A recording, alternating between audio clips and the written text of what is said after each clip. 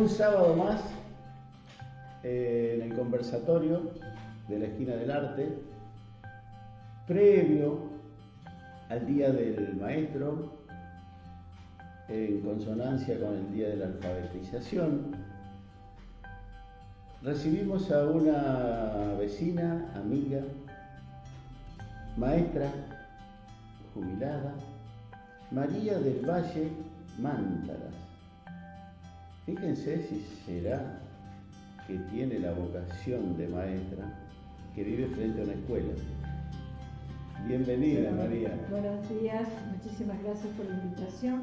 Ha sido un gusto para mí porque es una fecha significativa para todos los docentes, por supuesto.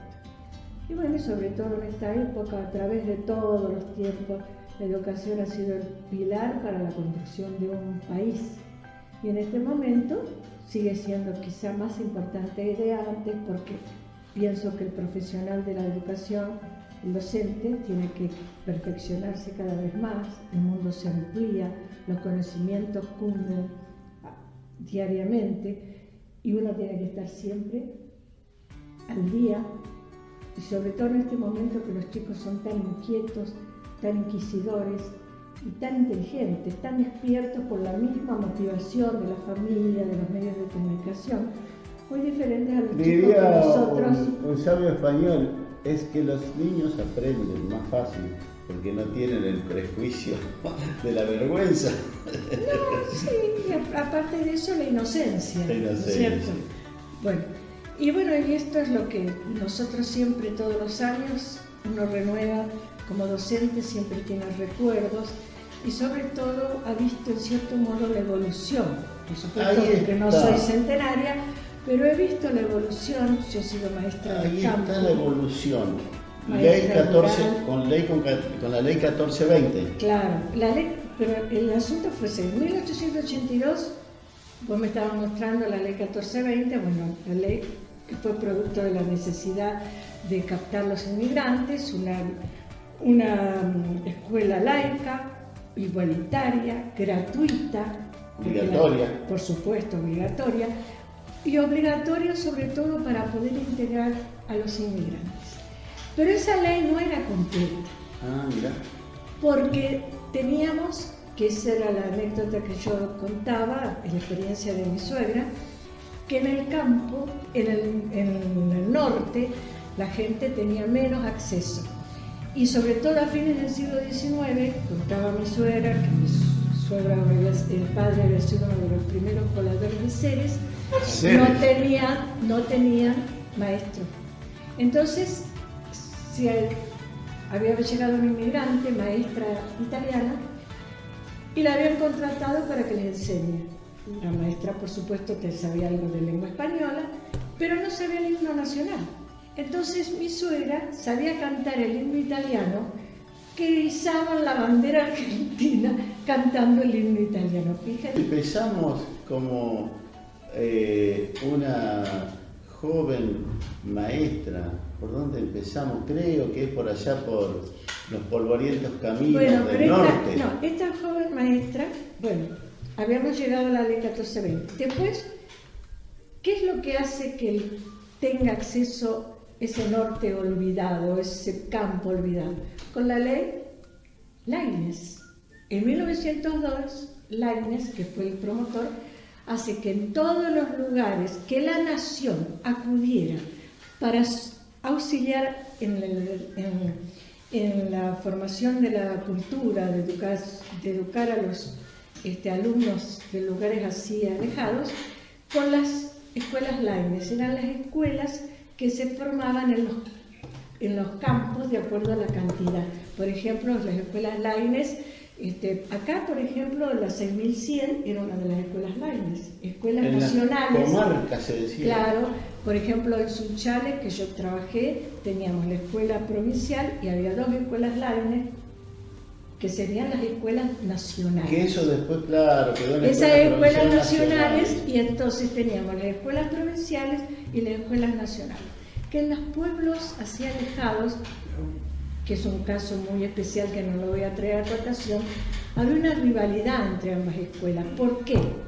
Porque antes de la llegada de Perón La escuela Laine tenía hasta 4º grado.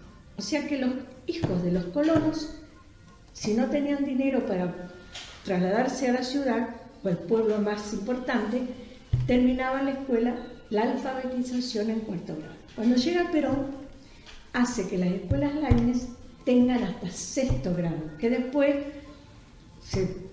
más adelante, ¿por qué era 6º grado? Porque nosotros teníamos primero inferior, primero superior. María, bueno, ¿dónde empezamos a los primeros desafíos? Bueno, con el título bajo el brazo. Yo me recibí en la Escuela Normal San Martín de Santa Fe y yo estaba en la facultad. Nosotros, mi papá había fallecido cuando éramos chicos, éramos 7 hermanos, las 4 mayores estábamos en la facultad. Bueno, la situación no era fácil para nosotros, porque mi papá era abogado, la pensión de abogado era corta. Bueno, en definitiva, teníamos una hermana estudiando medicina en Córdoba, que se acaba de jubilar a los 90 años, de neuróloga, la doctora Mándaras. Y bueno, yo estudiaba, me había inscrito en escribanía. Mis hermanas, las otras 2 en abogacía. Bueno, hubo un problema así, yo dije, bueno, mamá, me tomo un año sabático y me voy a trabajar. Un poco para aportar, porque éramos 7 hermanos. Bueno, yo en aquel entonces se egresaba haciendo, como quien dice, no digo un sacrificio entre comillas, y me nombran en San Antonio Obligado. San Antonio Obligado, que vos sabrás muy bien, pasando Reconquista, el norte era otro mundo. Desde que se cambiaba el colectivo, ¿te acordás? El colectivo que le decían el lechero. Sí, el colectivo eran colectivos decentes, entre comillas, hasta Reconquista, pero después, como eran todos caminos, que el pavimento entre Resistencia y Reconquista se terminó de construir en el año 1971, que yo salí de San Antonio de Obligado en esa fecha. Bueno, yo llegué como es al norte, y bueno, trabajé en San Antonio de Obligado. Me acuerdo que llegué un día de lluvia, un jeep, me daban el... Al decir de don Luis Landricina, por la pereza del tiempo el otoño estaba tibio. Sí. Sí, bueno, era un día de lluvia, no había caminos.